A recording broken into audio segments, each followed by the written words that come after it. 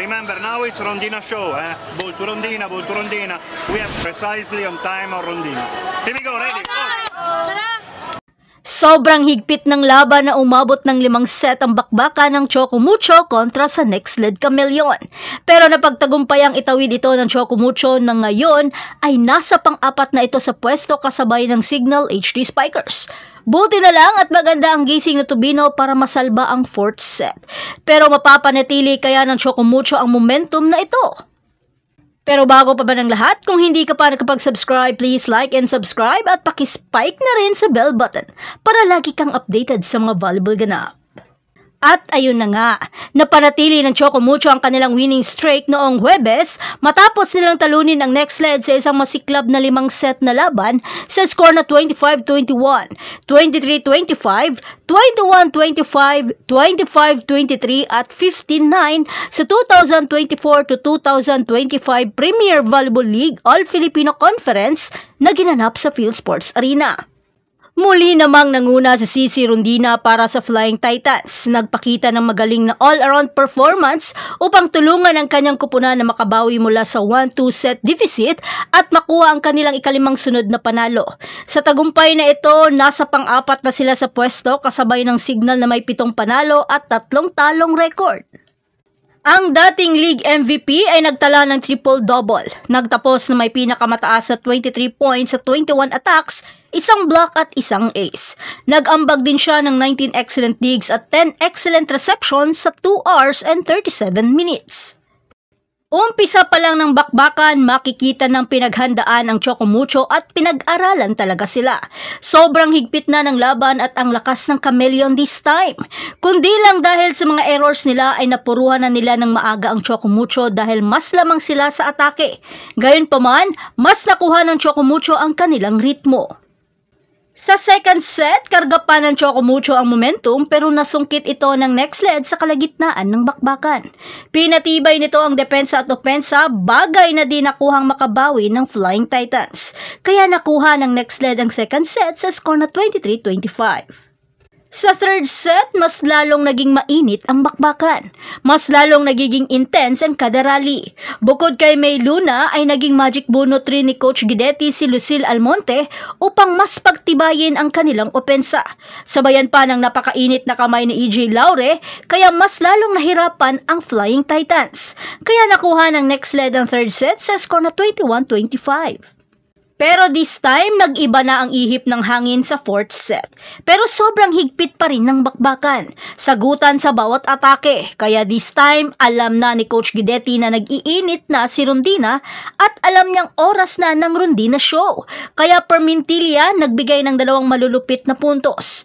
Pero binunot naman ni Coach Dante ang veteranong si Tubino upang buhayin ang opensa. Sa puntong ito, Tubino at Almonte ang nagsasagutan sa opensa pero dahil target ng Flying Titans na pagurin si Almonte, kaya napagod ito at nagkanda error. Kaya tinake advantage ito ng Titans at nasungkit ang napakainit na 4th set. Kaya na-extend ng Flying Titans ang bakbakan sa 5th set. Sa 5th set, nagsimula ng agresibo ang Chocomucho sa deciding set. Bumuo ng 11-5 cushion sa tulong ng pinagsamang pagsisikap ni Luz Malaluan, Rondina, Royce Tubino, Isa Molde at Micah Ortiz. Gayunpaman, hindi sumuko ang Nextled. Naghatid ng sunod-sunod na maiinit na opensa si EJ Laure sa huling bahagi ng set. Ngunit nananatili ang Flying Titans. Giniba ni Rondina ang mga blockers ng Chameleons upang dalhin ang Chocomucho sa match point sa 14-9. Ang isang matagumpay na mid-play net challenge kay Molde ay nagbigay ng pagkakataon sa Nextled na makasave ng 1 punto. Ngunit agad na nakapag-down the line hit si Molde at na-facial pa si Jaja Maraginot. Si Molde ay nagtala ng 12 points lahat mula sa mga atake habang ang pares nila din Santiago Manabat at Ortiz ay nag-ambag ng 9 na puntos bawat isa. Si Tubino ay may 7 puntos sa 3 set na nilalaro. Si Dina Wong ay nag-toss ng 12 excellent sets kasama ang 2 puntos habang si Tang Ponce ay nagkolekta ng 15 excellent digs at 18 excellent reception para sa Chocomucho. Ang Chocomucho ay maglalayong palawigin ang kanilang winning streak sa 6 kapag nakaharap nila ang Cherry Tigos sa February 22 habang ang liga ay patungo sa Pasig Iloilo. Pero mapapanatili kaya ng Chocomucho ang momentum laban sa Cherry Tigo. mukhang magandang laban rin ito. Samantala, ang next lead na bagong galing sa kanilang unang panalo sa conference laban sa Galleries Tower ay bumagsak sa isang panalo at 9 na talong record. Si Laure ang nanguna sa Chameleons na may 20 points sa 17 attacks, 2 blocks at 1 ace, habang nagtala din ng 21 excellent digs at 5 excellent reception. Sina May Luna at Almonte ay nagdagdag ng 17 at 11 points. Susubukan naman ang next lead na makabawi laban sa Petrogas sa Huwebes sa ganap na 6:30 ng gabi na gaganapin sa PhilSports Arena. At yan ang lahat para sa ating update ngayon. Manatiling nakatutok para sa iba pang mga balita mula sa mundo ng Philippine Volleyball. Huwag kalimutan mag-like, mag-subscribe at i-spike ang notification bell para hindi ma-miss ang mga susunod na video. Hanggang sa muli, patuloy na mag-spike at mag-dig sa ating channel. Hello, welcome to our training, and today we're wearing orange. Orange. Guys, welcome to our vlog. Today we are wearing orange, the favorite color of Coach A, because his phone case is orange, and the button is orange, and the timer is orange. Red orange, red orange. No, that's not true. Yan, yan. I know I'm cracking my gut. Uy! Yeah. Again.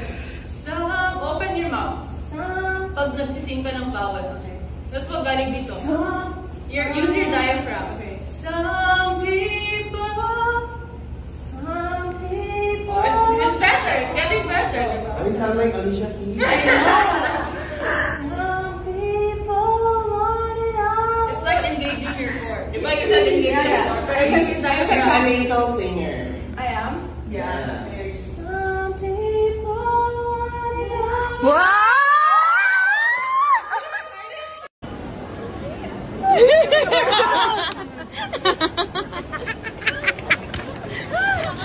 Hindi ganyan pag ganun.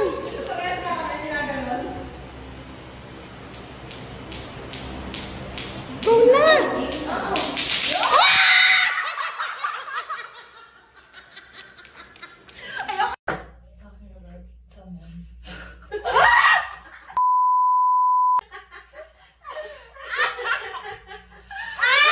Nauna na yung tawa ko!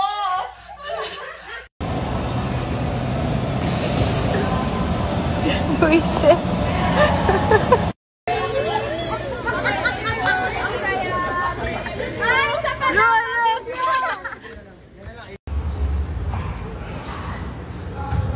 Bye-bye na. Pangit, Ben. Aalis ka na. Mag-ingat ka.